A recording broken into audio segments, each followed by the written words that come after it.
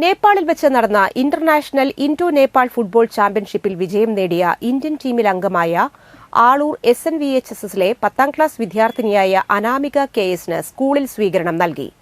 പ്രധാന അധ്യാപിക TS സരിത മാലയും ബൊക്കയും നൽകി സ്കൂളിലേക്ക് സ്വീകരിച്ചു. തുടർന്ന് നടന്ന സ്വീകരണ യോഗത്തിൽ school manager EM Srinivasan memento നൽകുകയും വാർഡ് മെമ്പർ ജിഷ ബാബു പൊന്നാട അണിയിക്കുകയും ചെയ്തു.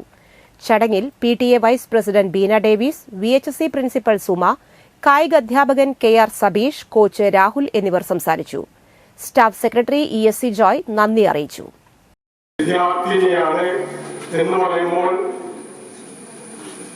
എത്രത്തോളം നമ്മുടെ ഇന്നത്തെ പ്രധാനപ്പെട്ട അഭിമാന നിമിഷം എന്ന് നമുക്ക് ഓർമ്മിപ്പിക്കാൻ കഴിയും.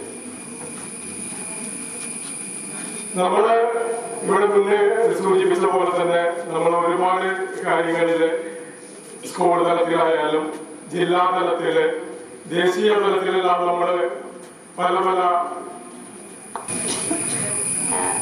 ശരിക്കും അഭിമാനം തന്നെയാണ് ഈ നിമിഷം ഇവിടെ ഇങ്ങനെ സംസാരിക്കാൻ നിൽക്കുന്നതിൽ തന്നെ.